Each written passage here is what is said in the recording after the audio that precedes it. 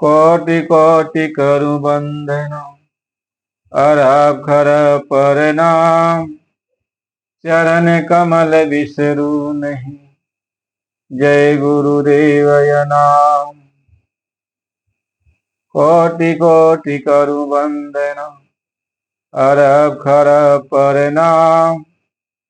चरण कमल बिसरू नहीं, जय गुरुदेव नाम। परम पूज्य स्वामी जी महाराज के चरणों में कोट कोट प्रणाम। आप सभी प्रेमी सत्संगी भाई बहनों, माता पिता, नर नारी, बच्चे बच्चियों, सबको सादर जय गुरुदेव। आज का ये सत्संग है कि बाबी कूटी बावरी सांपन मारा जाय। मूरख बाबी न डसी सर्प सबन को खाय। महापुरुष कबीर साहिब जी महाराज ने अपने इस वचन में फरमाए हैं कि जिस तरीके से आप देखो कोई बिल हो, उसमें सांप अंदर चला गया हो और आपने देख लिया कि इस बिल के अंदर सांप है, तो बिल को आप पीटने लगे। लेकिन जैसे बिल को आप पीट रहे हो तो सांप बिल के अंदर से निकलेगा नहीं, बिल के अंदर से निकलेगा नहीं। और जैसे पीटना बंद करोगे, जब शांत हो जाओगे, तो फिर वह सांप बिल के अंदर से निकलेगा और फिर डसेगा। ये महापुरुष कबीर साहिब जी महाराज समझा रहे हैं। ठीक इसी तरीके से हमारा जो मन है वह एक विषैला नाग है, विषैला एक सांप है जो हम सबको बराबर डसता रहता है। कभी हमारे अंदर काम उत्पन्न करता है तो हम काम से अंधे हो जाते हैं। जब काम उत्पन्न हो गया तो काम से अंधे हो गए, और जब काम से अंधे हो गए तो उसमें हमें अच्छा क्या है, खराब क्या है,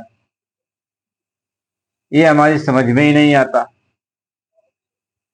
एक नशा चढ़ जाता है, उसको पूर्ति करने के लिए, और उसी नशे में अच्छे बुरे की पहचान खत्म हो जाती है। जब काम का ये नशा चढ़ता है तो जीव अंधा हो जाता है, उसके सामने अंधेरा छा जाता है। यानी जो ज्ञान शक्ति है, जो बुद्धि में विवेक होना चाहिए, वह विवेक का लोप हो जाता है। जिसको आप कहते हो ना कि विवेक, विवेक लाओ, विवेक विवेक पैदा करो। तो जब ये अग्नि चलती है काम की तो सारे विवेक ज्ञान गायब हो जाते हैं, सारे गायब हो जाते हैं। जब काम शुरू होता है तो सब गायब हो जाते हैं। इसी तरीके से क्रोध जब शुरू होता है तब भी गायब हो जाता है सारा विवेक। जब मोह चालू होता है तब भी सारा विवेक गायब हो जाता है। और जब अहंकार चाल शुरू हो जाता है तब भी सारा विवेक गायब हो जाता है। महापुरुषों ने बहुत विचार करके, ऐसा नहीं है कि ऐसे जो भी मन में आया सो भी बातें लिख दिया, नहीं, उसको विचार करके, समझ करके, उस पर बहुत रिसर्च किया होगा, उसको जाना समझा होगा, तब उस वाणी को लिखा, तब उस वाणी को कहा कि भूतकाल, भविष्य काल, वर्तमान काल में कोई भी कभी भी किसी काल में रहा होगा तो इस वचन को मिथ्या साबित न कर पाए। इसलिए महात्माओं के जो वचन होते हैं वो अकाट्य होते हैं। कहे संत वचन पलटे नहीं, जो पलट जात ब्राह्मण। यानी महात्माओं के जो वचन है वो पलट नहीं सकते। चाहे सब कुछ इधर का उधर हो सकता है, लेकिन उनके वचन पलट नहीं सकते, यानी वो जो कह रहे हैं वो वचन सही है।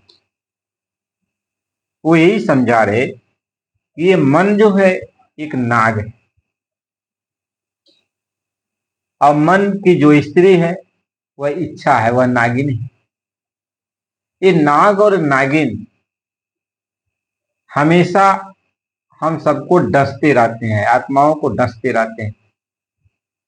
ये दोनों मिल करके हमेशा डसते हैं। कभी काम डस लिया तो काम में हम लोग पगला गए, कभी डस लिया क्रोध में तो क्रोध में पगला गए, कभी मोह में डस लिया तो मोह में पगला गए, और जब ये कभी अहंकार में डस लिया तो उसमें पगला गए, और कभी लोभ में डस लिया तो लोभ में पगला गए। कहने का मतलब ये है कि जब ये डसते हैं, ये दोनों जब डसते हैं तो हम बेकाबू हो जाते हैं। हमारे सारे ज्ञान, हमारे सारे ध्यान, हमारे सारे जाप तप पूजा पाठ भक्ति विवेक सब गायब हो जाते हैं, सब गायब हो जाते हैं। भगवान कृष्ण अर्जुन को समझाते हुए भी ये बात कह रहे हैं कि हे अर्जुन, जब काम उत्पन्न होता है किसी भी जीव के अंदर और वह काम उसकी पूर्ति नहीं होती है, यानी कोई आके रोड़ा डाल देता है, कोई आके खड़ा हो गया, अब वह उसका एक काम था कि मैं अपने इस काम को करूंगा, कोई आके बीच में खड़ा हो गया, नहीं हम इस काम को नहीं करने देंगे, रुकावट आ गई। तो भगवान कह रहे हैं कि हे अर्जुन, जब काम उत्पन्न होता है उसमें विघ्न कोई डाल देता है, तो जब विघ्न पड़ जाता है तो वह काम क्रोध का रूप धारण कर लेता है। जब काम में विघ्न पड़ता है तो वह क्रोध है का रूप धारण कर लेता है, यानी आग उत्पन्न हो जाती है। जब आग उत्पन्न हो जाती है तो वह जो भी अपना श्रेय साधन था, यानी जब था तब था पूजा पाठ भक्ति, यानी भगवान को भगवान के भक्ति का जब तक पूजा पाठ का जो कुछ भी उसके पास श्रेय साधन था आगे बढ़ने का, जो कुछ भी उसके पास पूंजी थी, वह आग क्रोध की आग जो पहले उसको जला देती है। यानी जितनी रोशनी आपके पास थी जब से तब से पूजा पाठ से विवेक विवेक ज्ञान से, जितनी भी रोशनी आपको थी कि मतलब कोई भी चीज है सत्य असत का ज्ञान कराने वाली जितनी भी रोशनी थी, ये सारी रोशनी बुझ जाती है। वो कहते हैं जब क्रोध की अग्नि प्रवेश करती है तो शुभ और अशुभ दोनों कर्म जल के राख हो जाते हैं। चाहे आपने शुभ कर्म किया हो और चाहे आपने अशुभ कर्म किया हो, जो कुछ भी आप कर्म किए हो, अच्छा किए बुरा किए, वो दोनों जल के राख हो जाते हैं। जब काम उत्पन्न होता है उसमें विघ्न पड़ जाता है तो वह काम क्रोध का रूप धारण कर लेता है, और जब क्रोध का रूप धारण कर लेता है तो आपकी ज्ञान शक्ति का नाश हो जाता है, यानी शुभ अशुभ दोनों कर्म जल के राख हो जाते हैं। अब ज्ञान रह ही नहीं गया, अब आपके पास कोई ज्ञान नहीं रह गया, ज्ञान शक्ति का नाश हो गया। जब ज्ञान शक्ति का नाश हो गया तो फिर आप जिस विवेक के द्वारा अच्छे बुरे की पहचान करते थे, जिस विवेक ज्ञान के द्वारा सही मार्ग को आप चुनते थे, जिस ज्ञान के द्वारा आप अपना डगर अच्छा जो डगर है परमात्मा की डगर पर आप चलते थे, वह ज्ञान शक्ति खत्म हो जाती है। कहते ज्ञान शक्ति का लोप हो जाता है। तो जब ज्ञान शक्ति का लोप हो जाता है तो आदमी श्रेय साधन से नीचे गिर जाता है, यानी अब वह उसकी बुद्धि क्या होती है, अब पागलपन की अवस्था आ जाती है, उसको सूझता नहीं है मैं करूं तो क्या करूं। जैसे एक मस्त मदमस्त हाथी, उसको पागलपन सवार हो जाए तो चाहे जो उसके सामने आए जाए सबको रौदते हुए चली जाती है, आगे बढ़ती है। ऐसे ही जब उसके ज्ञान शक्ति का नाश हो जाता है तो वह उसका विवेक खत्म हो जाता है। विवेक खो कहना आदमी अपन विवेक खो बैठा, जब विवेक खत्म होगा तब वो मार दहलस, तब वो कुछ कई बैठल, उसकी पहचान खत्म हो गई, कहना ऊपर विवेक खत्म हो गए। अब जब विवेक खत्म हो गए तो पाप हो ही गया। अब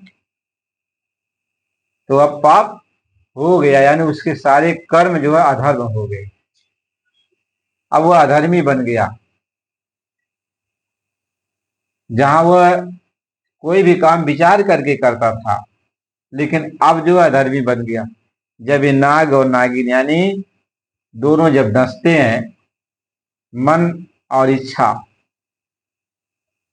मन और इच्छा ये दोनों जब नाग और नागिन डसते हैं, काम से, क्रोध से, लोभ से, मोह से, अहंकार से, तो जीव का पतन हो जाता है।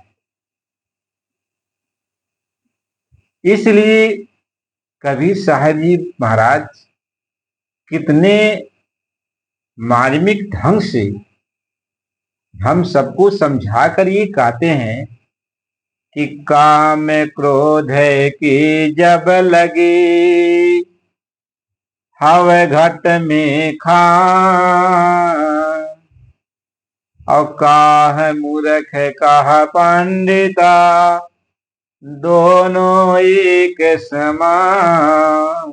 कहते हैं चाहे कितना बड़ा ज्ञानी हो और चाहे कितना बड़ा ज्ञानी हो, लेकिन जब ये काम और क्रोध है, यानी मन के अंदर जब इच्छा उत्पन्न होती है काम की, और उसमें जरा सा विघ्न पड़ता है, तो काम क्रोध का रूप धारण कर लेता है।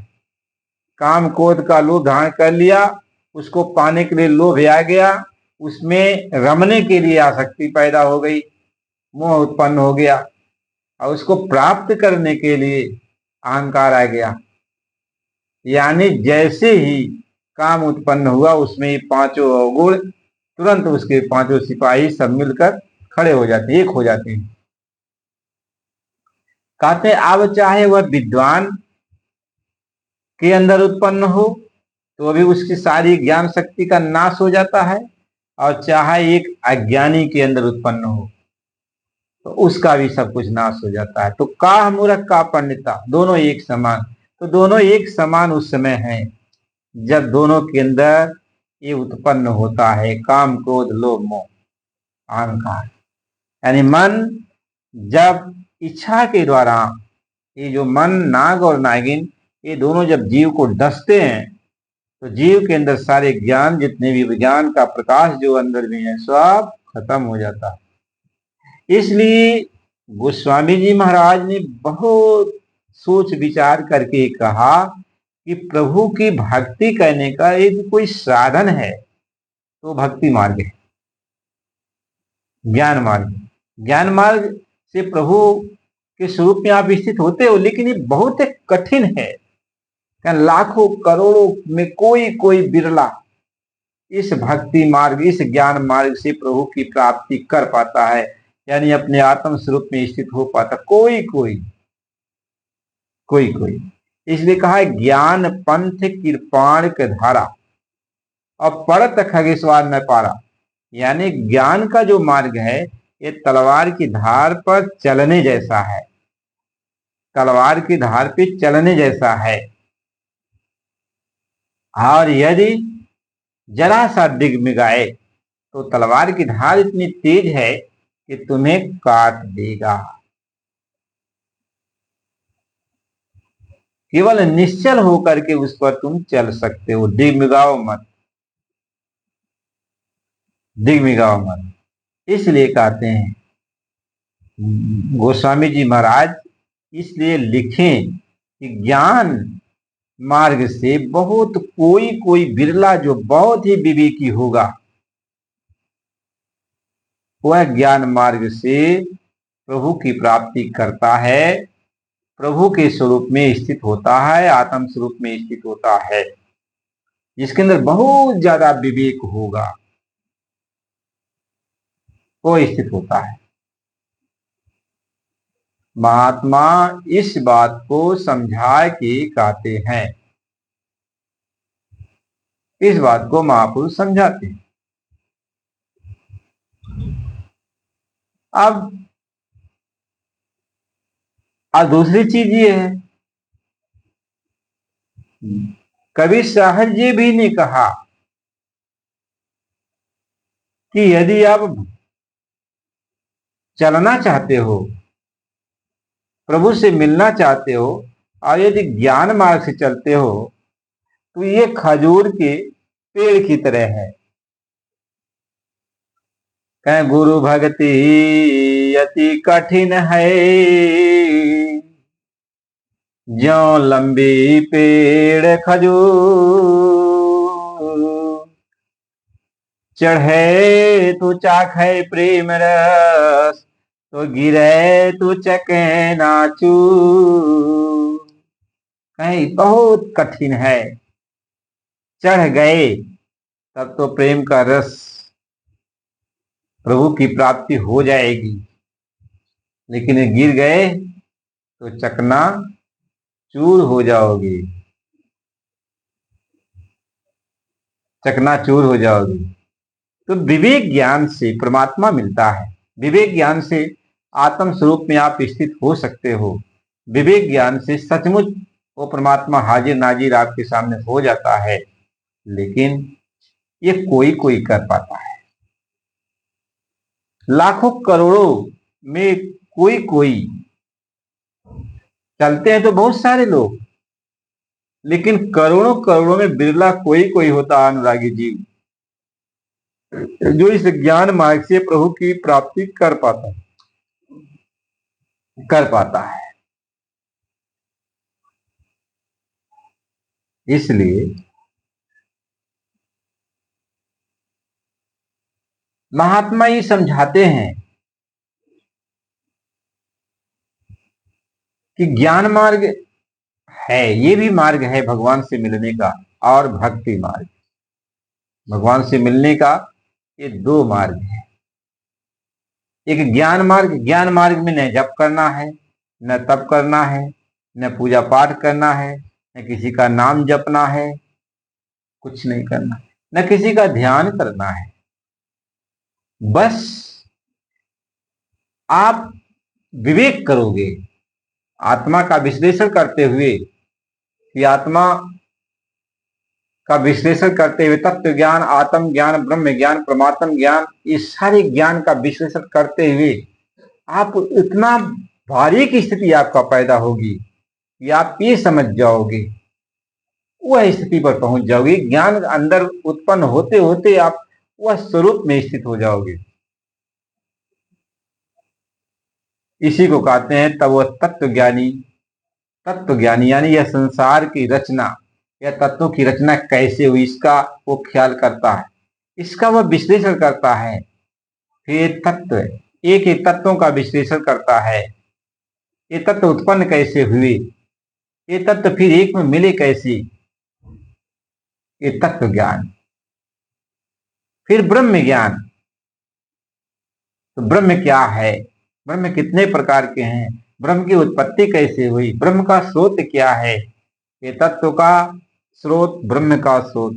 फिर आत्मा का स्वरूप, आत्मा कैसी इसमें आई, आत्मा कैसी फंसी, आत्मा का रूप कैसा है, आत्मा का ज्ञान कैसा है, आत्मा कैसी है, यानी इस पर आपको विश्लेषण करना होता है, एकदम एक टक होकर के हर चीज का। जैसे वैज्ञानिक बैठकर रिसर्च करता है, रिसर्च करके ज्ञान ध्यान लगा करके बड़ी बड़ी चीज हासिल कर लेता है, ऐसे ही यह वैज्ञानिक मत है, ज्ञान मार्ग है। विवेक, विवेक पर विवेक, विवेक पर विवेक आप लगाते जाओगे, इसके बाद आत्मज्ञान प्राप्त होगा, आत्मज्ञान प्राप्त होगा, परमात्म ज्ञान प्राप्त होगा। तो आपको न कहीं जाना होता, न कुछ करना होता, न किसी की भक्ति करनी होती, न किसी के नाम का जाप करना होता। तब आप विवेक ज्ञान से, विवेकी हंस जिसको कहते हैं, इससे आप अपने स्वरूप में स्थित हो जाते हो, परमात्मा स्वरूप में, यानी आत्मा ही परमात्मा बन जाती है। आपको तब उस समय ऐसा लगने लगता है कि ये सारी संसार की जो सृष्टि है ये मेरे ही अंदर है, यह संसार के कण कण में मैं ही व्याप्त हूं। आपको तब ऐसा महसूस होने लगता है यह संसार के सारे खेल मेरे ही द्वारा हो रहे हैं। यह संसार जो कुछ भी है वह मेरे से ही इसकी उत्पत्ति हो रही है। आप इस विवेक में, ऐसा है आपका विवेक बनता जाएगा, बनता जाएगा। तो ये कोई कोई कर पाता। ये इतना बड़ा सूक्ष्म ज्ञान कोई कोई कर पाता है। वही जो है महात्मा कबीर साहब जी महाराज, उसको विवेकी हंस कहते। अब वो विवेक के द्वारा जीव जो है, चाहे वह किसी गुरु के पास जाए या न जाए, गुरु से शिक्षा दीक्षा ले या न ले, लेकिन उसके अंदर यदि विवेक ही अपने आप स्थित होता चला जाएगा या किसी के द्वारा इशारा कहने पर उत्पन्न होता चला गया, वह उस स्थिति पर पहुंच जाएगा जिसको स्थित प्रज्ञस्य कहते हैं। वह स्थिर हो गया, उसमें वह स्थिर हो जाता है। तब उसको ऐसा लगता है कि ये सारा संसार तो मेरे ही अंदर है, मैं ही अपने संकल्प से सब कुछ उत्पन्न किया हूं, ये सब में मेरा ही तो रूप है, सब कुछ मैं ही तो हूं।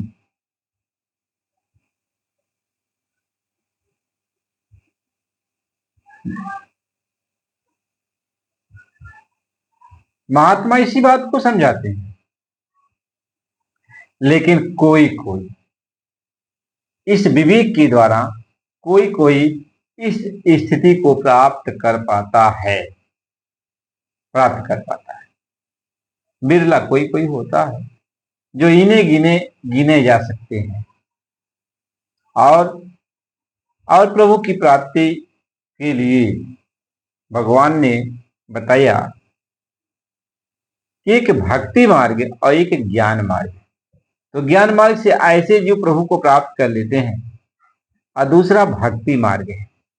भक्ति मार्ग में भगवान के रूप का ख्याल किया जाता है। भक्ति मार्ग में भगवान के रूप का ख्याल किया जाता है, भगवान का नाम जपा जाता है, भगवान के प्रति भक्ति उत्पन्न की जाती है, भगवान के प्रति प्रेम उत्पन्न किया जाता है। यानी भगवान का नाम जपोगे, भगवान के रूप का ख्याल करोगे, रूप का ख्याल करते करते भगवान से प्रेम जब हो जाता है, धीरे धीरे धीरे धीरे जब प्रेम प्यार इतना बढ़ जाता है कि अपने आप को जीव भूल जाता है। भक्ति मार्ग में यह जीव अपने आप को ही भूल जाता है। भक्ति करते करते, भगवान की भक्ति करते करते करते करते भगवान में इतना वह ओतप्रोत हो जाता है कि अपने आप को ही भूल जाता है। तब का भक्ति रूप भगवंत एक है, भक्ति रूप भगवंत एक है, अब बूझत नाही अजान, अशीष नमावत संत को बड़ा करत अभिमान।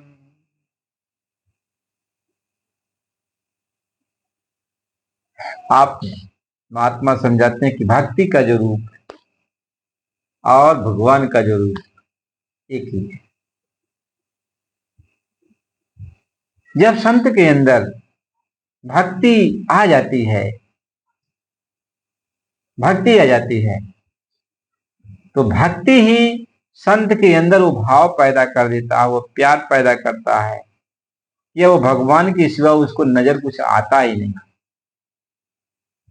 तो भगवान को वैसे विवेक ज्ञान में अपने आप को ही सब कुछ वो देखता है कि सब जगह मैं ही हूं, मैं ही, मेरे ही द्वारा सबकी उत्पत्ति हुई है, मैं ही सब कुछ हूं, मेरे से अलग कुछ नहीं है। तो भक्ति मार्ग में प्रभु ही सब कुछ दिखाई पड़ता है। भक्ति मार्ग में जब जीव भक्ति करता है तो कण कण में प्रभु ही दिखाई पड़ता है, यानी भगवान ही दिखाई पड़ता है। तो कण कण में भगवान दिखाई पड़ने लगता है। ये भक्ति मार्ग है। इसकी जब पराकाष्ठा आती है तो हर जगह वह भक्त जो है भगवान को सब जगह देखने लगता है। तो उसके लिए कहा कि हे अर्जुन, जो समष्टि बुद्धि के आधार पर संपूर्ण भूतों में मुझको देखता है और संपूर्ण भूतों को मेरे अंतर्गत देखता है, मैं उसके लिए अदृश्य नहीं होता,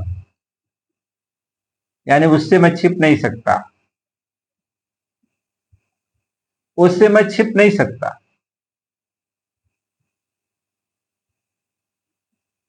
अब मैं उसके सामने हमेशा रहता हूं। तो भक्ति करते करते यह भक्त जो है सब जगह भगवान को देखता है, भगवान को सब में देखता है, तो वो उसके अंदर का भेद, यानी अब ये समझ गया कि जो है सब कण कण में भगवान है। तो दैत्य जो बुद्धि है, यानी वस्तु की, जैसे पहले तो पत्थर आप देख सकते थे, पानी देख सकते थे, मिट्टी देख सकते थे और सारी वस्तुएं देख सकते थे, लेकिन वस्तु का भेद मिटा, अब सिर्फ उसमें भगवान आ गया। अब भगवान को देखते देखते जब वो कण कण में भगवान को देखने लगता है, तो भगवान को देखते देखते भगवान का भी भेद मिट जाता है। अब